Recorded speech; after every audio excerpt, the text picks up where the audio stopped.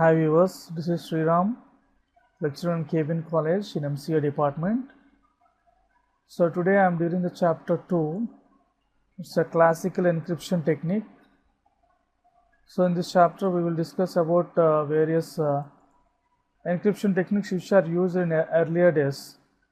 So in earlier days, mostly the encryption techniques used are the symmetric encryption. Okay. So in earlier days we are having only the encryption technique which is a symmetric encryption. So the meaning of the symmetric means the similar, in the sense both the sender and receiver will use the same key for both encryption and decryption, means they use the same key. So the another name for the symmetric encryption is the conventional, because it is used in older days. So it is also called the conventional encryption. And another name for its private key, because this key is known only to the sender and receiver. No other person knows that key. So that's why it is private. So it is called a private key. And it is also called a single key because both the sender and receiver use the same key. Only single key is used for both encryption and decryption. Okay, that is the reason why it is also called a single key. Okay, these are the different names available for symmetric encryption. So if you see, as I already said, sender and receiver share a common key. So both the sender and receiver will distribute a common key which is equal key. And most of the classical encryptions algorithms are the private key. So all the classical encryptions use the private key only, because there are no other techniques other than private key in earlier days. In earlier days, the only technique for encryption is a private key. So that's why all classical encryption algorithms are private key. So it is the only type, this is the only encryption technique which is prior to the invention of public key in 1970s. So the public key is invented in 1970s. Prior to this is the only symmetric key. This is the only key which is used. So if you see the public key, we will discuss about the public key topics from the 4th chapter onwards. So usually we are having two encryption techniques. One is symmetric encryption and the another one is asymmetric. So the other name from asymmetric encryption is the public key encryption. So we will discuss about the public key encryption topics later. So even it is an older version. The symmetric key is the very conventional and very older by far, but even by today it is the most widely used in many applications, in many legacy applications and in many applications. So even now we are using the same key. Let us see some basic terminology which you use in cryptography regarding the classical encryptions. So plain text. So these words you will see many times in your textbook. So these are the cryptographic terms. So plain text is the original message which the sender wants to send a message to receiver, whatever they think. So it is the original message in the cipher text. So cipher text is a scrambled message, means unformatted message. So changing the plain text into cipher text, changing the plain text into unformatted text so that no other user, no other opponent can understand the plain text. So it provides you security. So that text is called the cipher text. Okay, and let us see what is a cipher. It is an algorithm used for transforming the plain text to cipher text.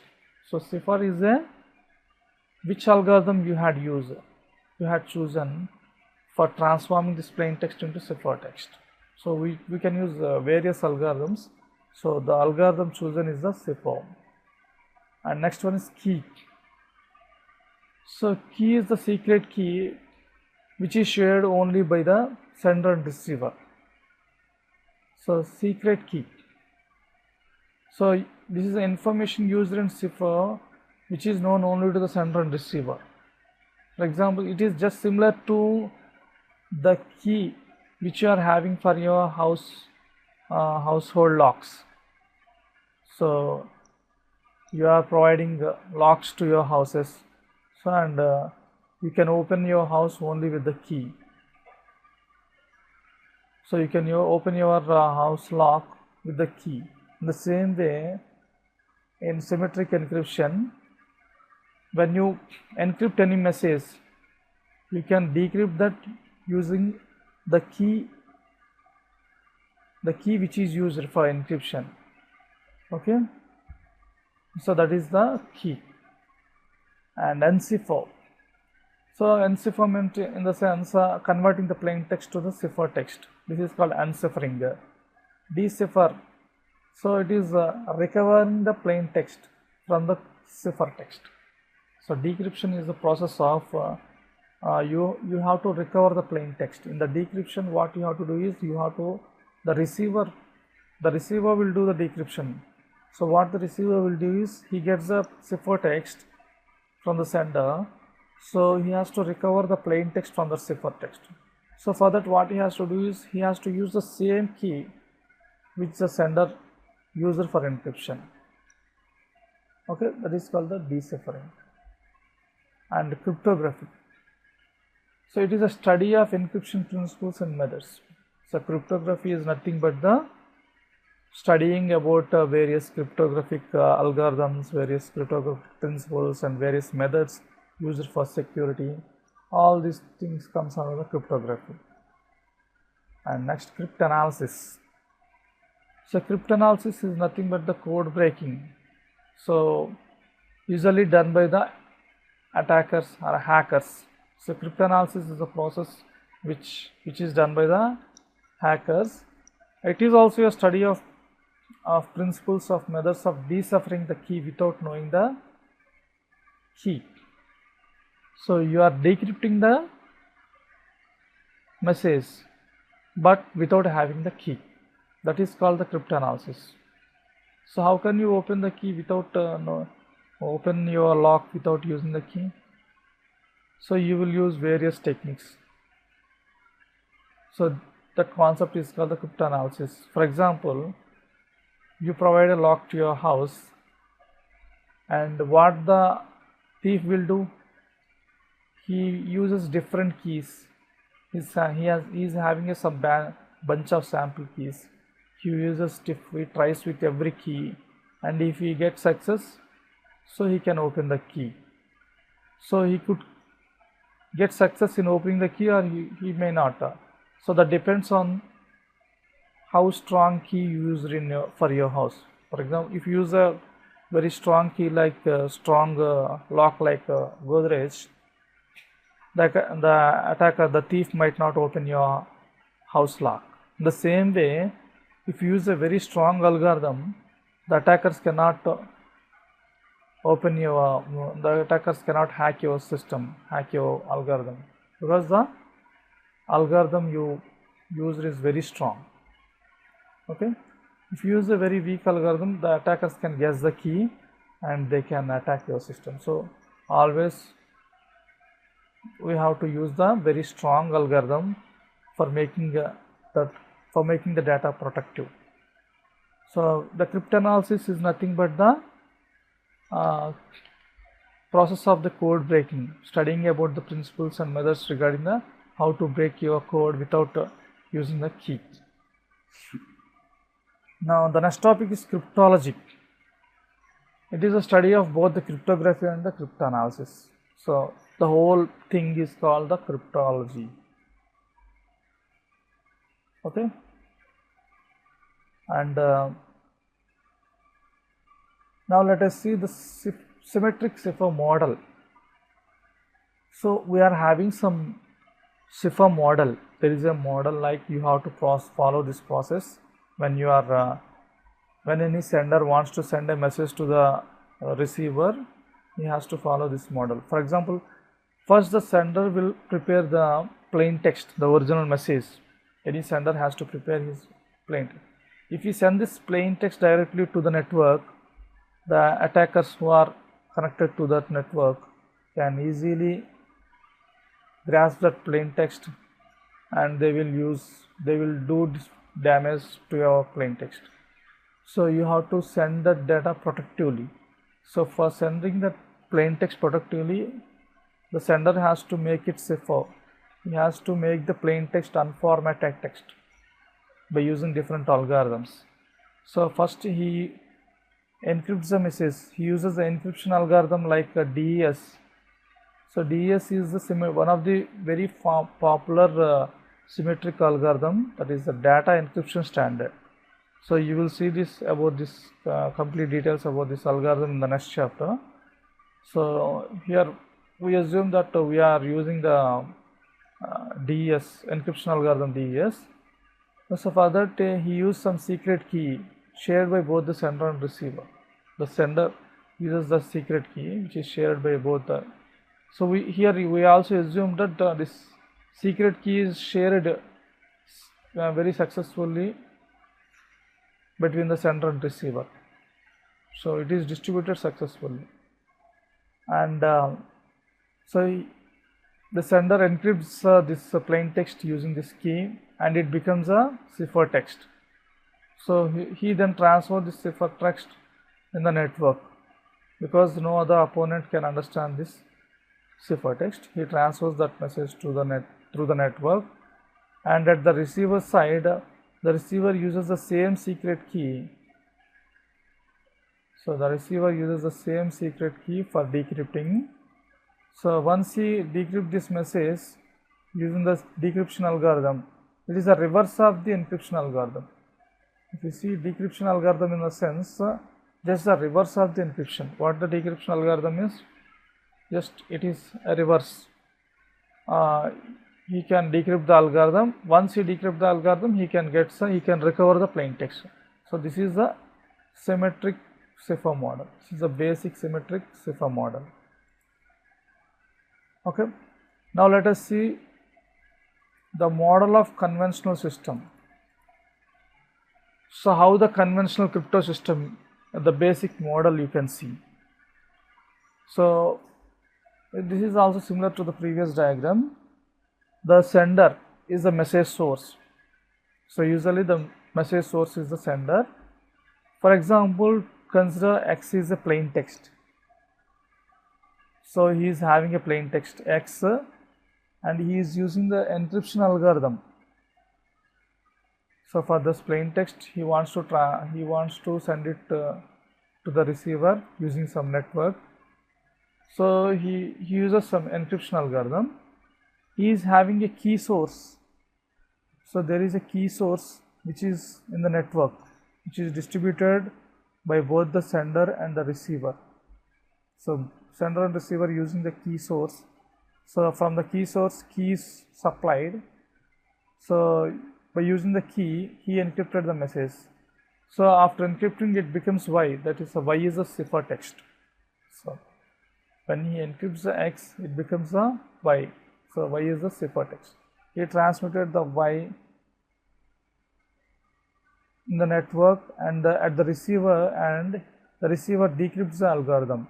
He is also having the same key source. So using that key, he decrypts the algorithm.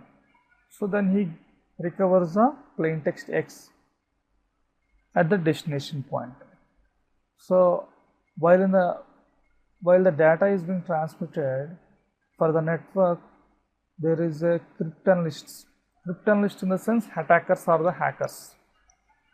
So for the network, there is always a connection with them. Attackers always tries to access the network. That's why the crypton list are attached to the network. So they are always trying to find out what is transmitting in the network. So what the crypton list can do is they can estimate the X. Here X, the symbol in the sense estimation of X means they can estimate the plain text. And another thing is they can estimate the ciphertext. Okay. So these things they can do. So they can estimate the plain text in the sense, because they don't know exact plain text, but what they will do is they will just estimate this might be the plain text. This might be the format of the plain text. So for like this they will assume different plain text. So by just like a thief having a bunch of keys, he uses different keys to open your, because he doesn't know the exact key, but because of that reason he tries with different sample keys which are similar to our lock. In the same way, the cryptanalyst will try different plain texts, different sample plain texts which might be similar to this ciphertext, and also he tries with the estimation of the key. He tries different keys, so he also uses different keys so for trying to decrypt the plain text. So this is the actual model for the conventional crypto system.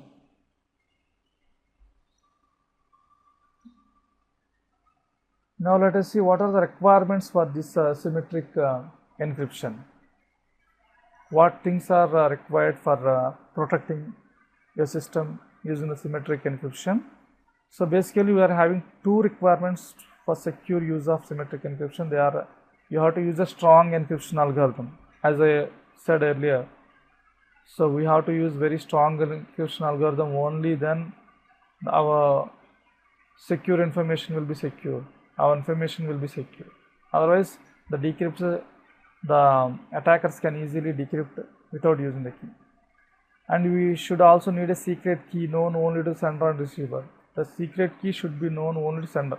If any other third person knows that secret key, he can easily open your confidential messages. So if you lost your key, the household key, so those who get that key, they can easily open your house if they know your house. So you have to protect your key very securely. So these are the two things which are very much required in a symmetric encryption. If you see mathematically, y is equal to e k of x, in the sense here x is the plain text. So by encrypting the x by using the key, you will get the ciphertext. Y is the ciphertext. So you will get the ciphertext by encrypting the x using the key, and you can recover the plain text x by decrypting the ciphertext using the key. So you can recover the plain text by decrypting the ciphertext using the key. So this is a mathematical notation, and assume encryption algorithm is known. So, and another requirement is we assume that the encryption algorithm is already known to the user, and it is also implies a secure channel to distribute key, because we are not discussing in this chapter how to distribute the secret key. So there is also another chapter in their topic like how to distribute your secret key, but here we are not discussing how to distribute. We are just assuming that secret key is distributed securely. Okay, and let us see what is a cryptography. What are the characteristics of a cryptographic system? So we can characterize the cryptographic system by different ways. So basing on the type of encryption operation used, we are having different encryption operations like substitution techniques, transposition technique, product ciphering techniques. So these are the different encryption techniques.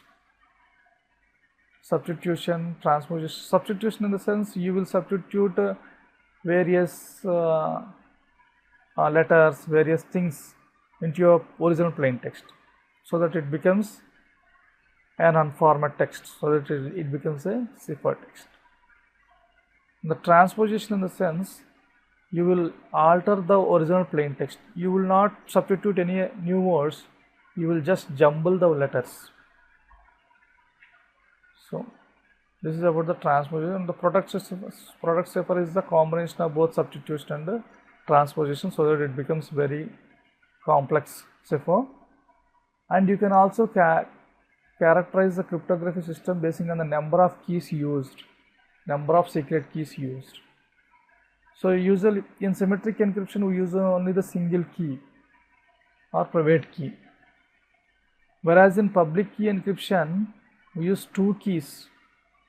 One key is for encryption and another key is for decryption, whereas in private key encryption we use the same key for both encryption and decryption.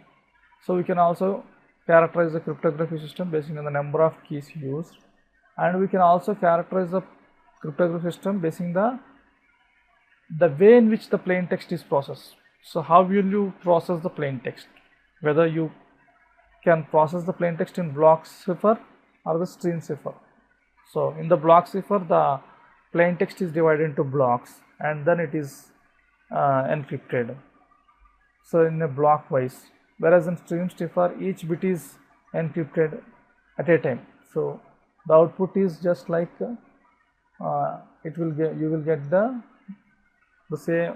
total output at a time. So the string, so that is the main difference. You can also characterize basing on the way you design the plain text. So what is a cryptanalysis?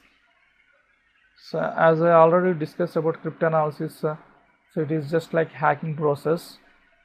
So analyzing the crypt, without using it. So the main objective is to recover key, not just message. So the cryptanalyst main objective is just recovering the key, because if he can get the key, he can decrypt many messages. If he just find out the message only, he is not able to cannot get another message. For example, so you want to you want to find out what are the messages, mails your friend is getting. If you just see only one message by just sitting beside him, you can only know that message only. But if you find out what is the password of your friend's email, you can get here password in the sense the key. If you find out the password of your friend, you can hack, you can see all of his mails what he is getting. So because the attacker's objective is to recover key, not only the single message. The general approaches are cryptanalytical attack, brute force attack. So we are having mainly two approaches for attacking any system. Cryptanalytical attack means using different analysis, different techniques like known plain texts, estimation of the plain text, different sample plain texts, different sample keys. So they will use different analysis for attacking. And another one is a brute force attack. Brute force attack in the sense they don't use any sense, like they don't use any analysis, cryptanalysis techniques, algorithms, they don't use anything. They will just like trial and error process. Brute force attack in the sense trial and error. They will use different keys what they are having and they try to get success. But this brute force attack is only suitable when the algorithm is used very simple. If the algorithm is very complex, brute force attack is not at all possible. So just like the thief tries to open your key by using his sample key. He is having a bunch of sample keys. He does trial and error with every key. If he gets success in opening the key, he can. So otherwise he can't get. But this is only possible when the algorithm is weak. Now let us see different cryptanalytical attacks. So how the cryptanalyst hacker will do attacks? What are the different types? He is knowing only the cipher text only. So the attacker is known only to the algorithm and the cipher text. Is statistical known or can identify plain text. Only known algorithm and cipher text is statistical. Known or can identify plain text. known plain text. He knows and he suspects plain text and ciphertext. Means he known plain text in the sense he is having some rough idea about how the plain text could be. So he is not having the exact idea, but he is having some rough idea. This could be like this. That is the known plain text. Chosen plain text. He selects a different plain text and obtains it. He tries. So he chooses some different plain texts, sample plain text, and tries to obtain the ciphertext. Chosen ciphertext. He selects a different ciphertext and tries to obtain the plain text. Means he is having some different ciphertexts and compares with the original ciphertext and tries to obtain the plain text. Chosen text. He will select the different plain text or ciphertext to encrypt or decrypt. So these are the different types of attacks. Now if you can see the definitions in cryptanalysis, cryptography, symmetric cryptography, we are having unconditional security. Unconditional security in the sense, whatever the situation it might be, you cannot recover the key or encryption algorithm. So in any way, whatever the technique you use, so how much computer power or time is available, the cipher cannot be broken. So you cannot break the system. Such a system is called unconditional security, such a strong algorithm. Since the ciphertext provides insufficient information to uniquely determine the corresponding plain, because the ciphertext is so strong so that you cannot determine the plain text. Computational security, and another one is computational security. You are given a limited computer resources. For example, time needed for calculation is greater than age of universe. You are given a limited computing resources. The cipher cannot be broken. So by you are given the cryptanalyst is given some specified time. So within that time, the cipher cannot be broken, because more than that given time, if he gains the plain text after the specified time, he doesn't have any use by gaining that. Because for example, for any secret key there is some specified period for 1 month or any. So if he recovers that key after 1 month, so there is no damage. It is not at all useful to the cryptanalyst, and there will be no damage to the person who encrypted this. So that is the computational security. Next, brute force search. I already told you regarding the brute force. So using the different sample plain text, sample keys, and tries to attack without using any intelligible knowledge. Always possible to simply try every key. It is the most basic attack which is proportional to the key size. So almost what is the key size it is, you have to assume either known or recognized plain text. For example, if the key size is 32, number of alternative keys is 2 power 32. That is 4.3 into 10 power 8. The time required to decrypt is 3.8 minutes. So these are the different times and given.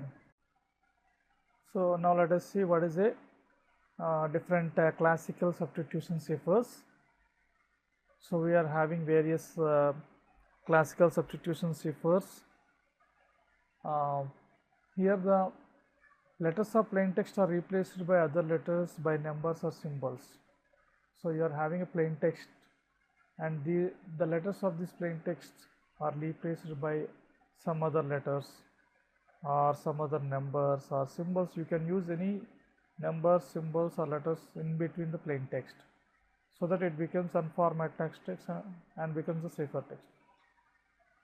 If a plain text is viewed as a sequence of bits, then substitution involves replacing plain text bits pattern with the ciphertext bit pattern.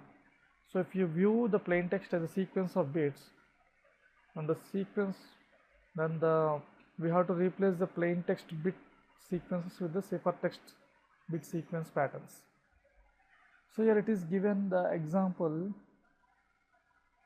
for the classical substitution. Here, attack at dawn. So this is the plain text. Here C is shifted by 2. So here the key is each letter is shifted by 2. It's replaced by 2 alphabet letters.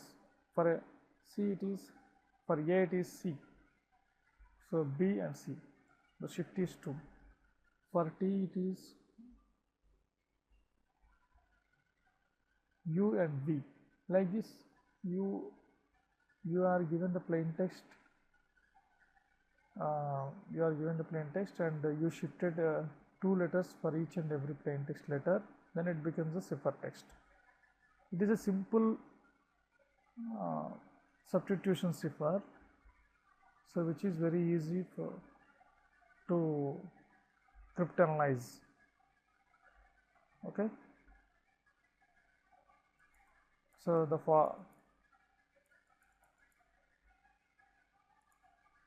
so now let us see the first technique in the substitution cipher, that is the Caesar cipher. So Caesar cipher is one of the oldest substitution technique. So it is the oldest, introduced by Julius Caesar. It is first used in the military affairs, and it uses replacing each letter by just third letter on the plain text. So they try to replace the third letter of each letter in the plain text. So this Caesar cipher is very easy to decrypt, because attackers can easily grasp that there is just a modification of, there is a shift of only 3 letters. See, for example, the plain text is meet me after the toga party. So the related ciphertext is, if you see, M is 13, 13 plus 3 is 16, 16 is P. M is plain text, E is 5, and 5 plus 3 is 8. So like this, just add 3 shift to each and every plain text. Okay. So now let us see the Caesar cipher can define transformation as just like you write ABCD to Z, and the transformation is just 2 letters shift, 3 letters shift. D, for A it is D, for B it is E. If you can write this, you can easily decrypt. So mathematically given each letter a number. So for A to Z, here it is written from 0, that's why it is 25. So then the Caesar cipher is just simply the ciphertext is equal to encryption of the plain text is equal to, that is the encryption of plain text is equal to P plus K mod 26. Plain text plus K, K should be 3 or whatever the letter you might, just plain text plus K, just modulo 26. And to recover the plain text P, decryption of the ciphertext is equal to ciphertext minus K mod 26. You will get the plain text. Now let us see the cryptanalysis of the Caesar cipher. So how you can attack the Caesar cipher? You are having only 26 possible ciphers, only just 26 possible cipher. By just using some 26 possible, trying 26 possible ciphers, you can just get you can recover the plain text. You can just simply try each in turn. You can, for these techniques, a brute force search is possible. So given ciphertext, just try all shifts of letters. Okay. Now let us see another type, monoalphabetic cipher, which is complex than the, which is somewhat more complex than the Caesar cipher. Here, rather than just shifting the alphabet, we use to shuffle all the letters arbitrarily. In the sense, here you have to write A to Z. For each letter in the alphabets, you just write down a different letter for each alphabet. So for A it is D, for B it is K. It is just random. There is no some rule, mathematical rule. Just randomly write any other number, any other letter for each and every alphabet in. So the attacker could not identify for A which letter you had chosen, for F which letter you had chosen. So because of this is somewhat complex. So each plain text maps to a different random ciphertext here. Hence the key is 26 letters long. So with the example, if you wish to replace letters, so the plain text is the corresponding ciphertext is, for I it is W. See, for I it is W. That's right. For F it is I. Okay. So like this you can write for all the plain text letters you can write, because by just looking is this ciphertext WIRA, so the attacker cannot easily find out the plain text. Now let us see another example of monoalphabetic example. So here the plain text A to Z is written and the corresponding cipher is written JIBR, like this. So the plain text is the cryptography and the corresponding cipher for C it is B. For C it is B, for R it is S. So it is clearly written for R it is S. Like this you just use this table and prepare the ciphertext, because this is a key. Here the key is this table. Okay, because the attacker doesn't know about this, how you wrote for each and every alphabet, it will be a little bit tougher to decrypt. Now let us see the security of the monoalphabetic for the cryptanalyst. So it is 26 factorial.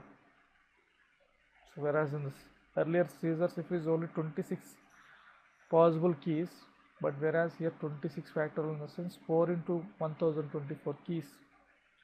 So you have to, for decrypting, for cryptanalyzing, you should need a 4 into 1026 keys.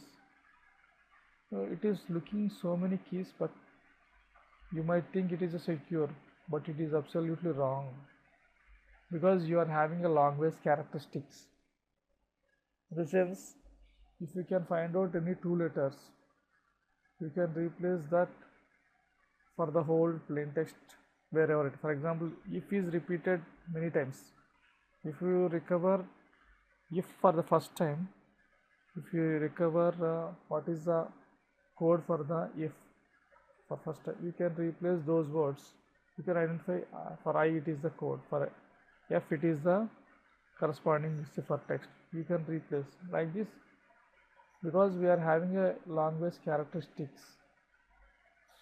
Because as you know English, how the letters are formed, because it is relatively easy because of this long ways characteristics.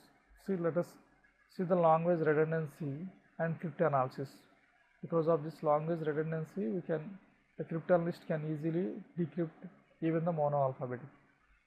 So human languages are redundant. So letters are not equally commonly used. All letters are not commonly equally used. See, some letters are very frequently used, some letters are not at all very fairly used. Like in English, E is the most common letter, used many times E, and that is followed by T, R, N, I, O, A and S. These are the frequently used letters. If you see letters like Z, J, K, Q, X are very fairly used. So we are also having some double, there is a tables, like the combination of double letters, the combination of triple letters. So what are the three letters which are most frequently used in a what is the single letters most commonly used? There are different tables.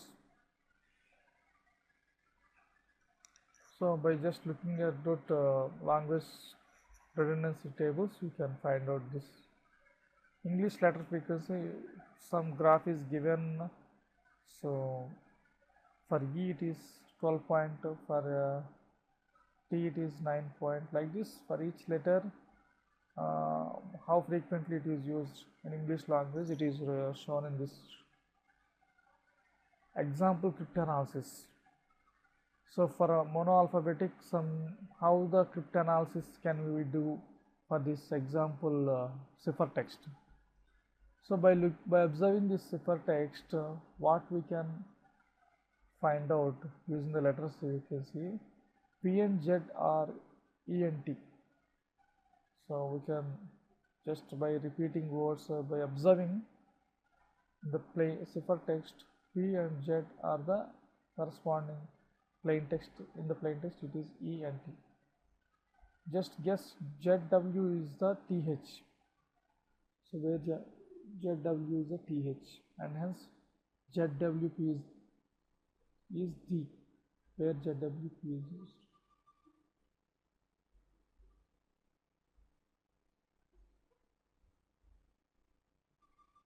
Here ZWP, it is D.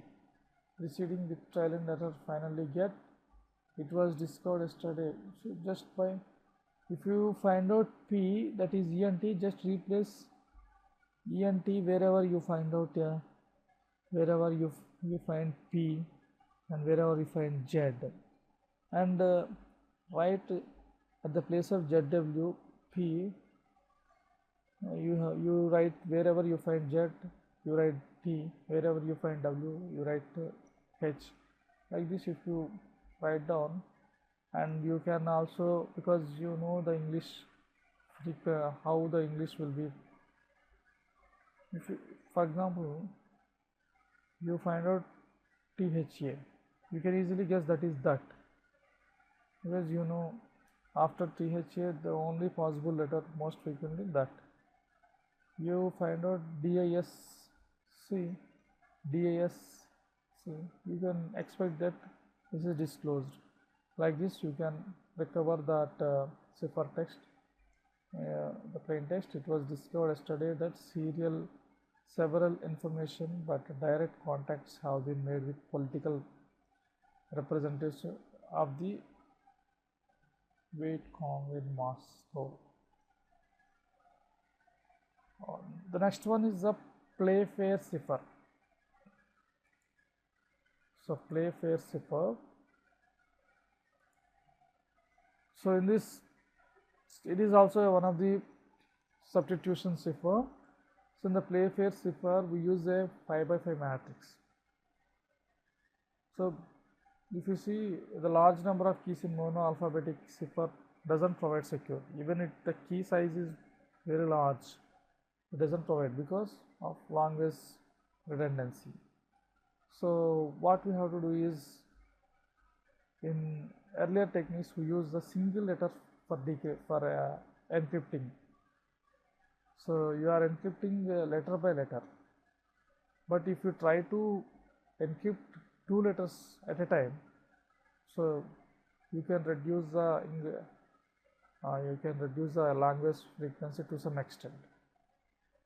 So improve security was to encrypt multiple letters. So the Playfair is an example. We will use the multiple letter encryption in Playfair. It is invented by Charles Wheatstone in 1854 after his friend Baron Playfair. After the death of his friend Playfair, he named his algorithm the Playfair. So now let us see the Playfair example. Here we have to use the 5 by 5 matrix. That is the technique, and you have to use one keyword. The keyword here is a monarchy. So you have to first write down the keyword without using duplicates. But in this keyword there is no repetitive words. Just write the whole MONARCHY. So after writing the keyword, you write the remaining letters in English alphabet. because in English alphabet we are having 26 letters, but we are having only 25 boxes, 5 by 5 in the sense 25 boxes. That's the reason why you have to write I and J in the same block. Okay, this is the way you have to fill up the 5 by 5 matrix, and then you have to divide the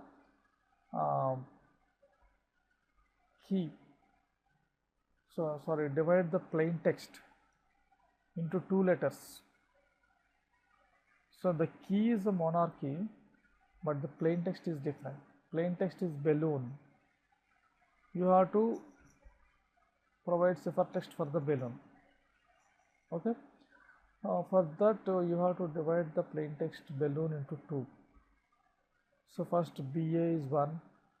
If there is a repetitive letter in the plain text, you have to fill the filler X. You shouldn't write LL in one block. You have to write LX. You have to use the filler X if there is a repetitive letter.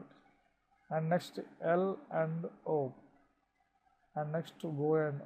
Even you see O and O are repetitive words, but they are not in the same block. So they are in a different group. L and O in one group and O and N on different group. That's why you doesn't need to write any fillers here. So this is where you have to divide the plain text, and let us see how you can write the ciphertext for this. First take the B and A and search where B and A is in your matrix. So A and B and A are in the same column. So the rule is, if both the letters are in the same column, you have to write the immediate next down letter. You have to write the immediate down letter. For B, immediate down letter is I. So that's why I write I. For A, immediate down letter is B. So for A, you have to write B. So the ciphertext is IB. For A, it is I. First, you have to see B, because first letter is B. For B, it is I. You can write either I or J. So I am writing I. So for B, it is I.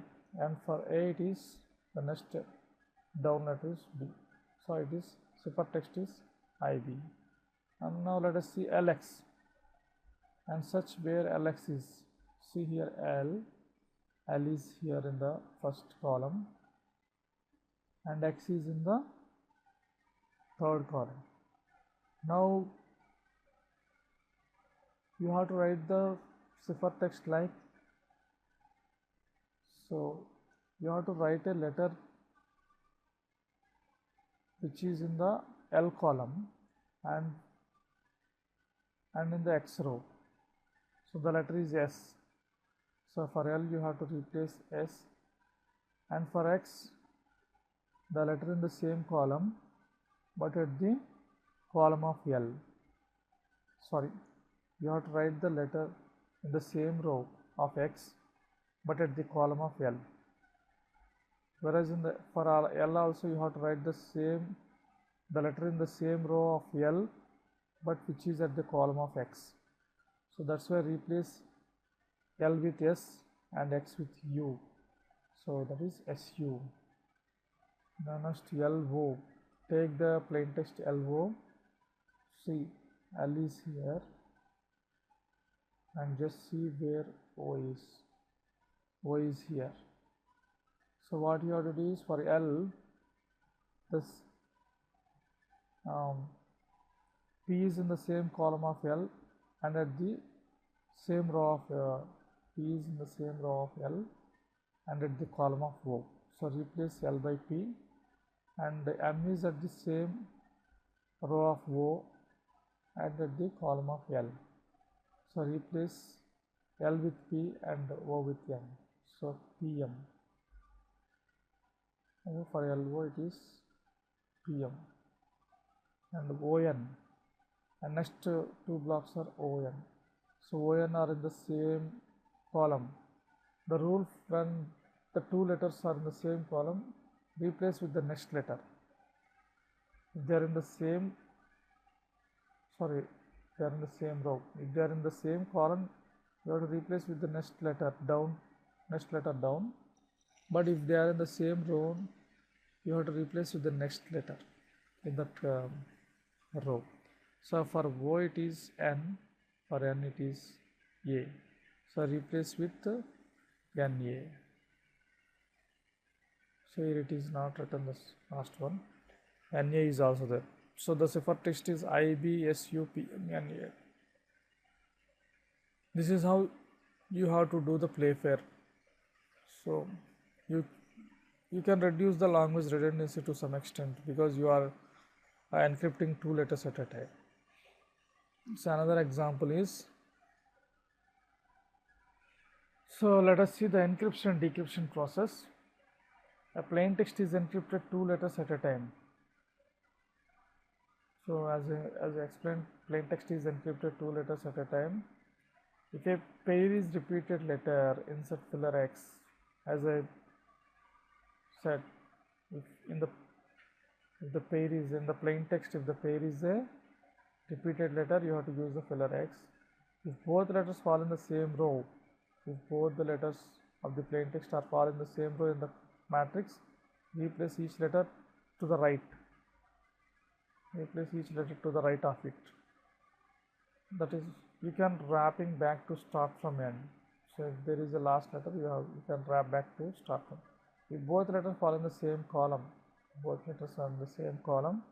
you have to replace each letter with the letter below it. Okay. Again, wrap down to the top from both. So if they are not in the same column and same row, you have to replace by letter in the same row and in the column of the other letter of the pair. So that is the procedure of how encryption you have to do, and decryption is the exact reverse of this encryption. Security of playfair. If you see security is much improved over monoalphabetic.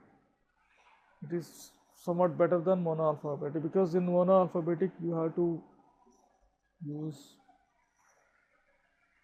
1046 keys even.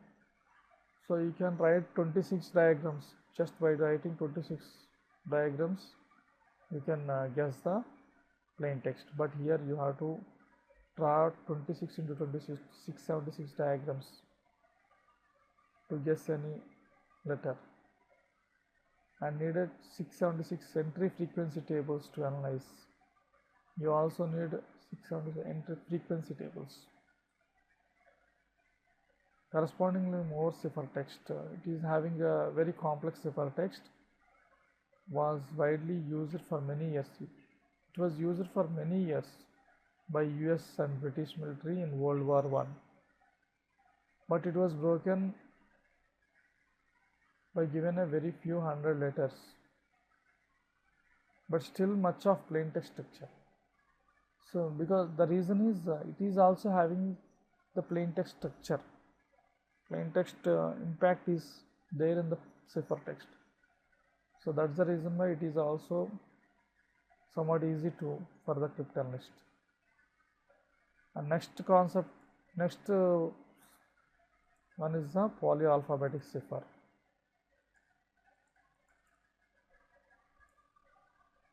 So polyalphabetic cipher. So next substitution cipher is the polyalphabetic cipher. So it improves security using multiple cipher alphabets. So you can use multiple cipher. So the same concept which you use in the playfair. You encrypt the message, you encrypt the plain text with multiple letters. So here also multiple cipher alphabets. Use the multiple cipher. So you can make the cryptanalysis harder with more alphabets to guess, and flatter frequency. So frequency distribution is also reduced by using the polyalphabetic cipher. The technique used in the polyalphabetic cipher is the key is used and that key is repeatedly written over the plain text, and you have to do some mathematical operations on the key and the plain text. Okay, so let us see an example. So it is a running key cipher. It is a type of substitution cipher. It is a running key cipher. So let us see, plain text is computing gives insight. It is a plain text and the keyword is lucky, L-U-C-K-Y. So as I said, you have to repeat the key repeatedly until the plain text is ended. Repeat lucky, lucky like this until the plain text is ended, and you do some mathematical operation on both. Here the value of C is 3, value of L is 12. 3 plus 12 is 15. 15 in the sense O, but you have to do 1 minus n. Like this, for O it is 15, for U it is 21. For U it is 21. 21 plus 15 is 36. 36 in the sense letter 10. So you have to 1 minus. So 1 minus is 9. It is I. Like this you have to write the cipher text. So this is the language redundancy is reduced to major extent because you are writing a keyword, a different keyword of 4 letters, 5 letters, and you are repeating that letter. This is a poly alphabet. Poly in the sense many. You are using many alphabetic as a key. Beginner cipher, it is also a type of polyalphabetic substitution cipher. It is a simplest form of polyalphabetic cipher. It is also multiple Caesar cipher. So ith letter specifies ith alphabet to use. You have to use each alphabet in turn. So now let us see the example of beginner cipher. It is also similar. The key deceptive is repeated. Plain text is we are discovered. Save yourself. So here D is 4, W is 23. 4 plus 23 27. 27 in the sense 27 actually A, but you have to minus 1. It is Z. 26 is Z. E and E. 5 plus 5 10. 10 minus 1 9. So I is 9. Like this the cipher text is generated for the beginner cipher. So the security of the beginner cipher, because you are using multiple cipher text letter for each plain text, so multiple cipher text letter, so that's why it will be complex. The letter frequency, we can obscure the letter frequency to some extent. So letter frequencies will not be, there is no chance of having letter frequencies, but not totally lost. Starting with letter frequency, see if look monoalphabetic or not. If not, the need to determine number of alphabets, since then can attach each.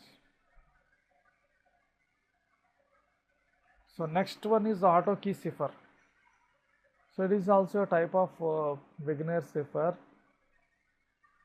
So ideally what we have to do is, first you have to write the key, and after finishing the key you repeat the plain text as a key. So the keyword is prefixed to the message as key. So the original plain text is written as a key, and that is prefixed by the another word which is not in the plain text, deceptive, and you do so some mathematical operations like D is 4 and W is 23. So 4 plus 2 23 27. Like this, the same operation just like beginner cipher, but the thing is only keys change. Here the beginner deceptive is repeatedly written, but whereas write deceptive the key and then write the plain text and do mathematical operation. It is also having frequency characteristics because you are using the same plain text as a key, definitely there will be an impact of plain text in the ciphertext. So one-time pad, it is very harder. It provides very hard ciphertext because the key which you use is only for one time. Just as like you are in recent times we are using OTP, one-time password. The password is only used for one time and you discard that password. The same way one-time padding. So you use one key which is used only for the particular message. Okay, that is a one time. So it is unbreakable since ciphertext bear no statistical relation to the plain text. So the ciphertext is not at all having any statistical relationship. There is no static. If you see in the monoalphabetic or Caesar cipher, there is a statistical relationship like adding, shifting three numbers or using a different key for each alphabet. There is some statistical, but here there is not at all any statistical relationship. That's why the ciphertext is very complex. Okay. But the problem here is you have to generate a different key for each and every message. So generation of different keys is one problem, and also distribute. You should also distribute the key. So every time distribution is a difficult task. So if you see here one-time key, plain text is the how are you. So corresponding letters it is written, and the key is NCB, TJ, QA, RX. So this is a one-time key, and the corresponding numbers are written, and do the mathematical operations same way you did for beginner cipher. So 7 plus 13 is 20, 20 is U. So like this, in one-time padding, this key is used for only one time. So these are the various substitution techniques, substitution ciphering techniques.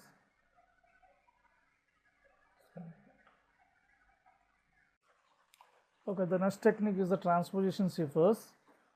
So this is one of the cryptographic technique. So other than substitution cipher, there is another technique called the transposition cipher. Whereas in the transposition cipher, you will rearrange the plain text letters in a different format, so that it becomes a ciphertext. So the plain text, the letters of the plain text will be rearranged so that it becomes the unformatted text called the plain ciphertext. So whereas if you see in the substitution cipher, you substitute different letters into the plain text, that becomes a ciphertext. But here you don't substitute any new letters, only the original plain letters are just rearranged, jumbled, and that becomes the ciphertext. But the problem with this is a frequency distribution, because the letters in the plain text, the same letters are in the ciphertext. So any person who can match those letters, they can easily find out they can easily try to find out generating the plain text because of having the frequency distribution. So there are two variations in transposition cipher. There are two types in transposition ciphers, two techniques in transposition cipher. The first one is the rail fence cipher.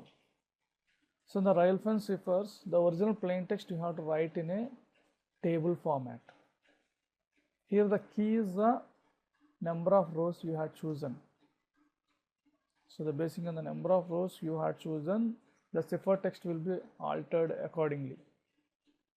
Okay. So here in this example, we had chosen the key is 3, that is 3 rows.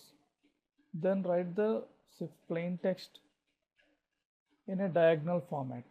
So here the plain text is the defend the east wall. So try to fill that plain text in a table in a diagonal format, D, E, F, E, N, D, T, H, E, E, A, S, T, W, A, L, L, and there are two boxes which are remaining empty. So in those places you have to write the filler X so that it creates some more confusion to the opponents.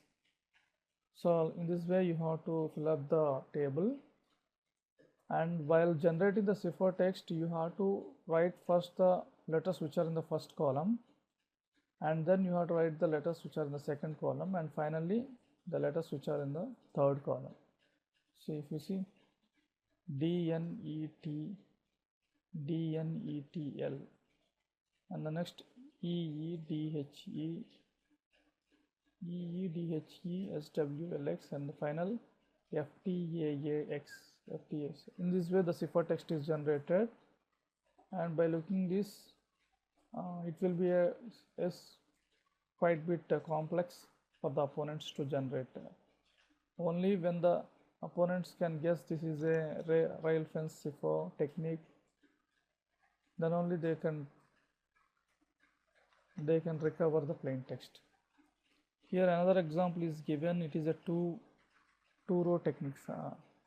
Here we use the two rows, that is it is without drawing the table, it is shown here, and the plain text here is the MEET, meet me after the toga party, that is written like this, and the ciphertext is written like the first row, the first row letters first and the second row letters next. So that is the rail fence technique. Another example is also given, and the another technique in transposition cipher is the row transposition cipher. This is also somewhat more complex than the earlier technique. So in this technique you write the plain text in a rectangular format or in a matrix format. So you have to choose one-time key. So you have to choose a key like how many columns you have to use.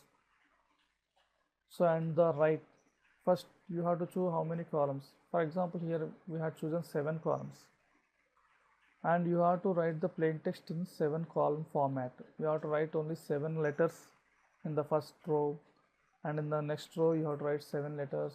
In the same, until the plain text is finished, you have to write the letters in a row format, and then you assign a priority to each of the columns.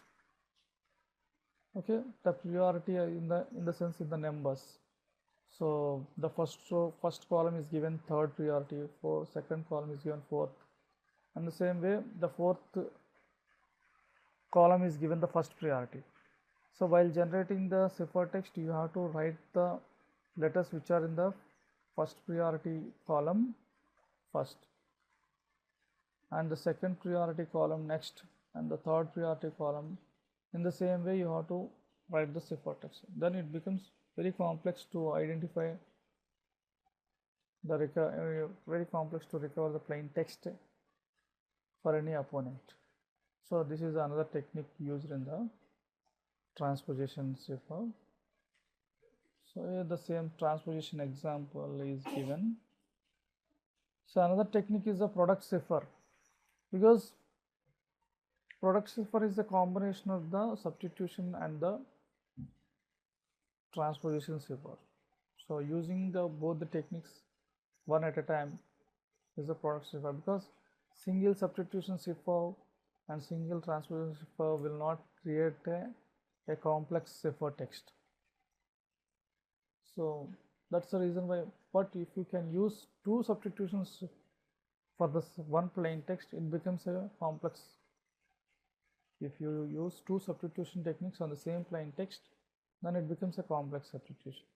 If you use 2 transposition ciphers on the same plain text, then it also becomes somewhat complex ciphertext.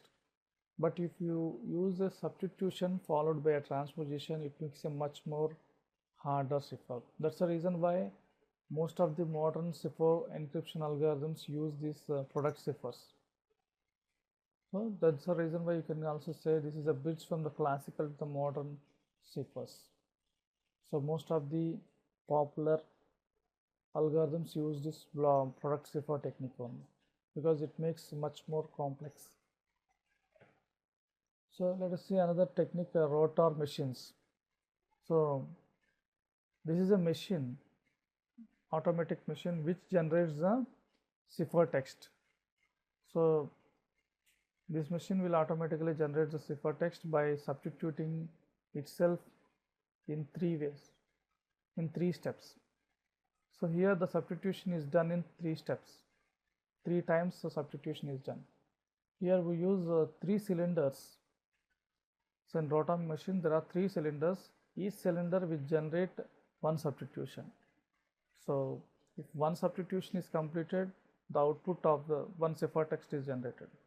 The output of the ciphertext is given as input to the second cylinder, and that second cylinder generates a much more complex ciphertext with that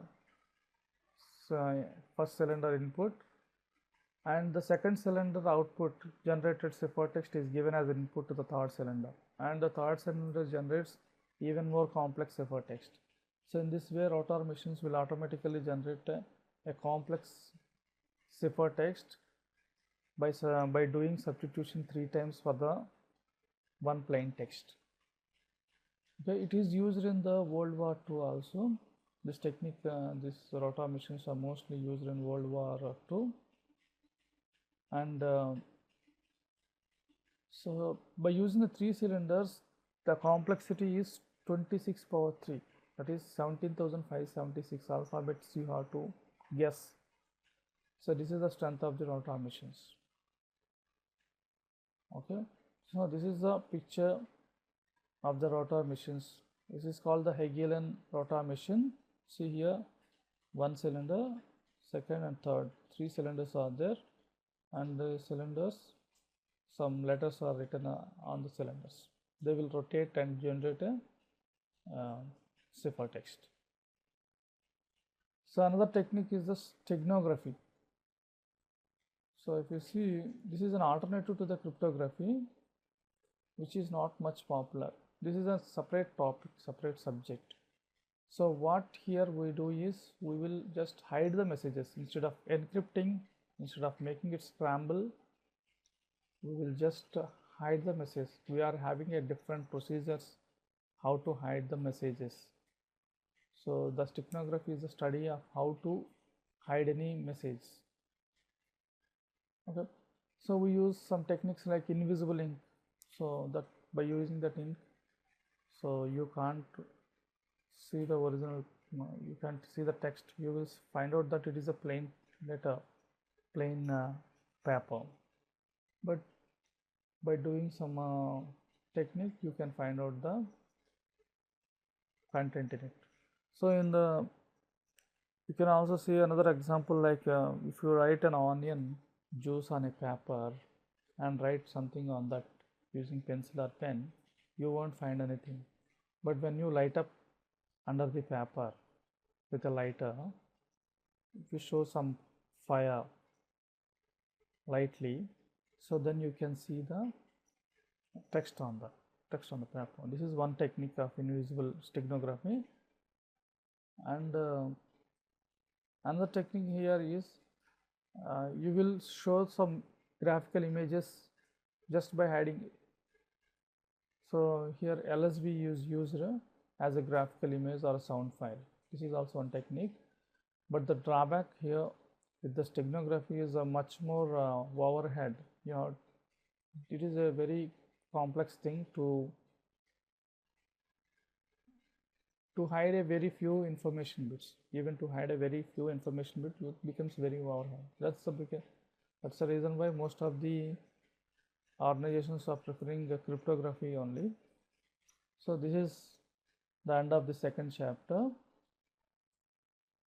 and this is a summary. If you see summary, we discussed classical cipher techniques and various terminologies in classical cipher technique, and we also discussed about the mono-alphabetic substitution cipher and the cryptanalysis using letter frequencies. Means how do you cryptanalyze basing on the letter frequencies and place cipher. We use the 5x5 matrix and generate the ciphertext. And next technique is the polyalphabetic cipher. Use a repeated key and generate a ciphertext. Transposition ciphers, we see two variations in the transposition ciphers and product ciphers. Finally, combination of the substitution and the transposition cipher, and then rotor machines and steganography. So thanks for watching this video.